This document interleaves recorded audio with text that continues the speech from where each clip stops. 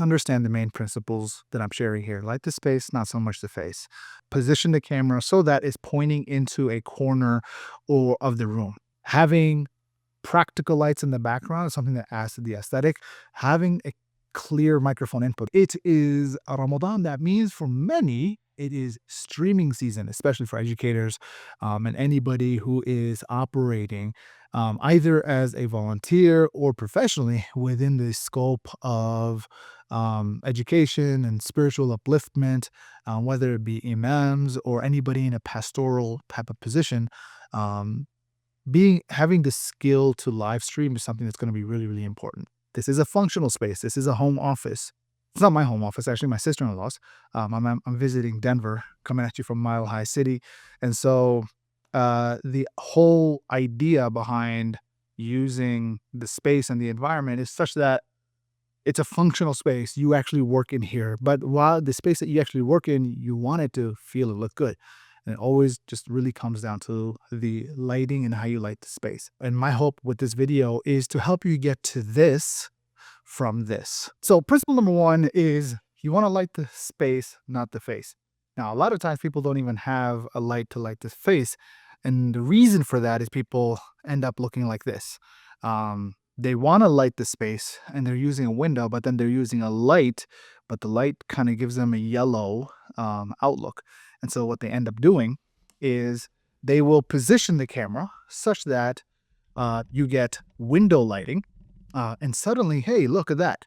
It looks so much better because my face is lit. But it doesn't necessarily look professional. Now, you'll notice there's a lot of background activity. And most people, whenever they're streaming with a webcam. Now, one of the, I guess you could say, advantages or even disadvantages of webcams is that webcams are really sharp. Part of what comes with that sharpness is the fact that everything from in front of the camera all the way to the back is going to be in focus. So therefore, you need to give an extra level of attention to detail as to what's going to be in the back and how you frame up that shot. And a big part of that detail goes into lighting. So something as simple as lighting the environment in a way that is decorative is something that's going to be useful. So if you don't have a couple of lamps, you should definitely get a couple of lamps. And boom, just like that, your space is suddenly lit up. Now, obviously, you want to be able to frame the environment in a way that is conducive. Now, when we started, we had this as a background, but one of the things that you want to avoid is your background and everything looking flat. That's why it's always a good idea to shoot into the corner of the room, and that's tip number 2. So you can shoot in the corner of the room like this. This is not a bad setup. Alternatively, you can also give a level of depth because I have leading lines that are going like this. This allows for some additional framing. Now, one of the things that you'll notice is that I've got a glass door here and there's something in the background. There's additional decor and things like that. So let me just go ahead and turn on that light over there. And now everything within this space is lit up, giving me a sense of depth, dimension. But there is a challenge, right? Why is my face looking a little blue, whereas the background is yellowish? And this has to do with competing light temperatures.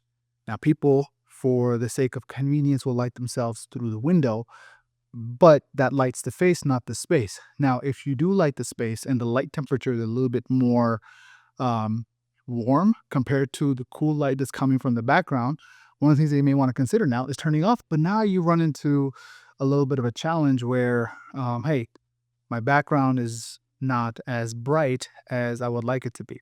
I have auto white balance on, which is not necessarily what I want to go with. And so therefore, one of the things that you may want to consider is playing around with the white balance. Now, this white balance could be adjusted either through the camera or within the computer if you're using a webcam. So I'm going to just go ahead and adjust that within my camera. I know these lights that I'm working with have a specific Kelvin value. And for that reason, I'm just going to go ahead and get it to a level that is what I see here. And so just like that, um, I believe I believe this is close to where I'm at. Now, one of the things that I like, my lighting isn't exactly where I would like it to be. And so therefore, what I'm going to do is I am going to give myself a little bit of a halo by simply turning that light around. And now, although my background is lit, um, this now kind of gives me a little bit of that separation. You'll notice all of my efforts in the lighting are geared towards lighting the space, and the ambient light from the space is lighting yours truly. So that's essentially principle number one. Now, in terms of the light temperatures and things like that, a lot of times you can get creative with using RGB lights and the such, but using regular home decor lights is really a good idea. Now, my advice is if you have a webcam, I would highly advise to upgrade to something with interchangeable lenses. And the reason is you're going to get significantly better image quality. Now, the kind of image quality that you get um, from a webcam, like although I'm shooting on an interchangeable lens, I'm trying to simulate the look that you would get from a webcam. And so what I'm going to do now is I'm going to go ahead and adjust the settings on this camera such that what is the key difference that you notice here? The key difference is there is an added depth of field, meaning what's in the foreground is in focus, which is myself, and what's in the background is blurred out, but it's not completely blurred out. And this is one of the key differences between using a webcam and using something that has an artificial blurring mechanism built into the software. Like, you know, how if you have an iPhone or an Android phone, within the camera, they have this feature that blurs the background. I advise against that, mainly because it doesn't do a very good job. And so when you get a Sony camera, it gives you that blurry background. Now, this is effective and it works only in a situation where you have a little bit of space. This is a functional space. This is a home office. It's not my home office, actually, my sister-in-law's. I'm visiting Denver, coming at you from Mile High City. And so the whole idea behind using the space and the environment is such that it's a functional space. You actually work in here. But while the space that you actually work in, you want it to feel and look good. And it always just really comes down to the lighting and how you light the space. The only thing that I would maybe adjust in here um, is if there was maybe an additional light, and there is.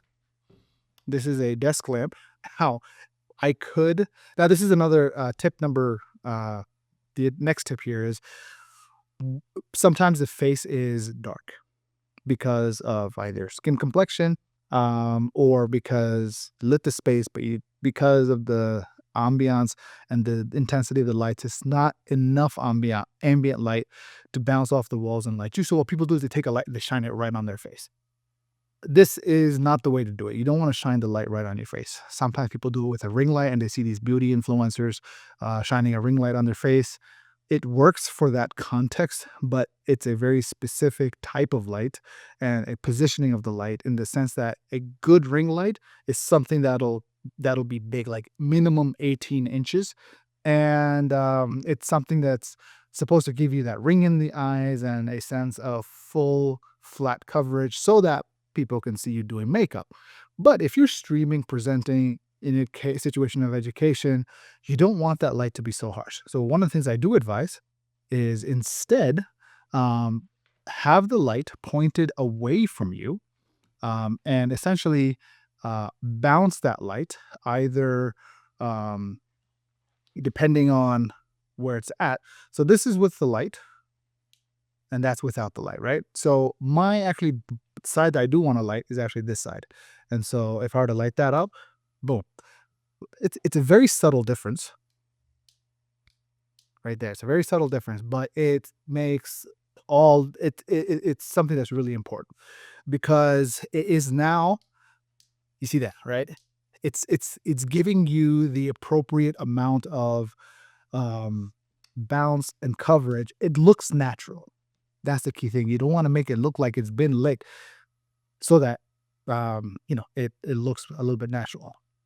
One of the things that you'll notice with the lighting is that they're all warm lights. And so if you're going to use warm lights, keep them all consistent unless you're going for something that's Gen Z where they use a whole bunch of color RGB lights and strip lights and things like that.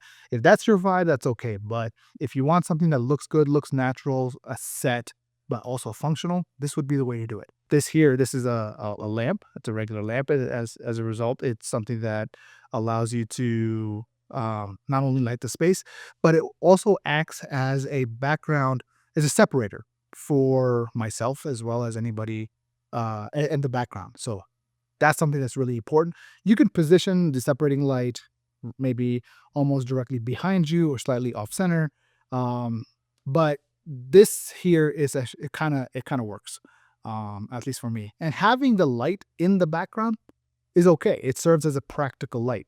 It's a lamp. It's not something that's a studio light, unless of course you want to have like a big studio light shining into your space. And if that's your thing, that's cool. If it's, but generally, this is the let's see here. There we go. Let's Yeah, that was that's the little lamp. So just to kind of give you an idea what that looks like, is literally a little desk lamp that I'm pointing at the curtain. In fact, the window curtains.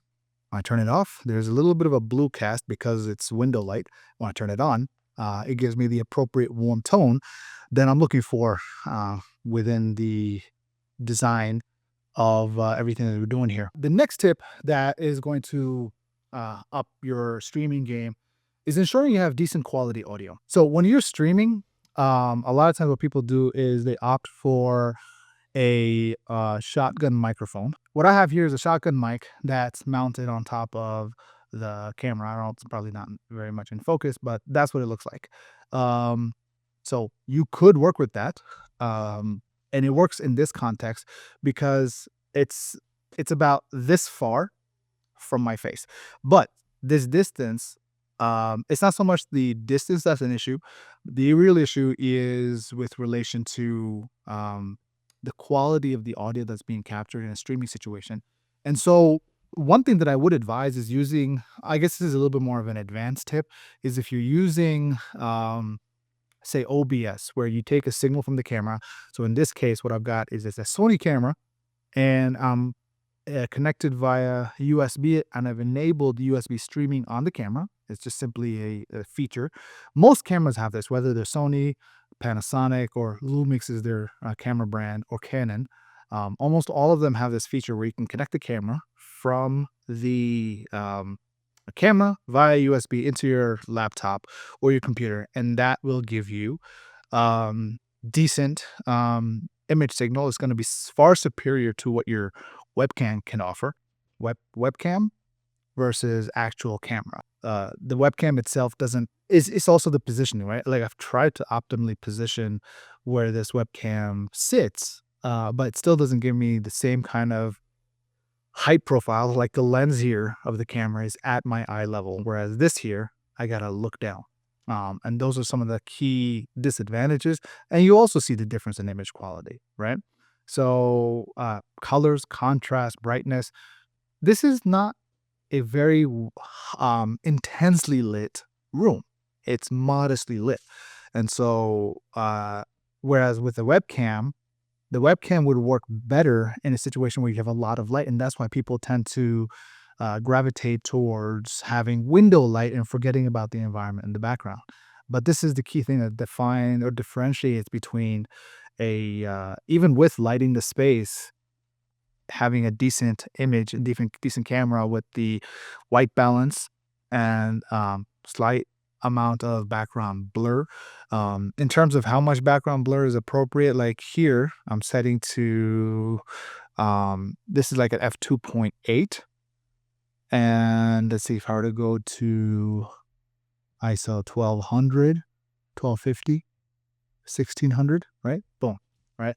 So this like I can do that with this camera. This is a 2.8. 2.8 gives you plenty of blur in the background. Or you can go to f2 or f4 actually. You just need to bump up that ISO, make sure that it's bright enough.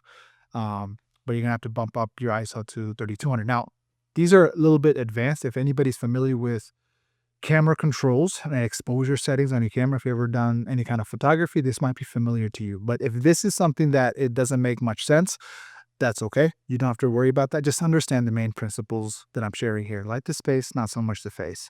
Number two is position the camera so that it's pointing into a corner or of the room. This allows for a sense of depth, and it enables you to not seem like you're in a cardboard cutout. Um, that's one of the key reasons for not necessarily having such a symmetrical background. Now, symmetrical background is not bad, um, but it's one of those things that makes it look flat. When you have angles, that's something that allows you to stand out, look good.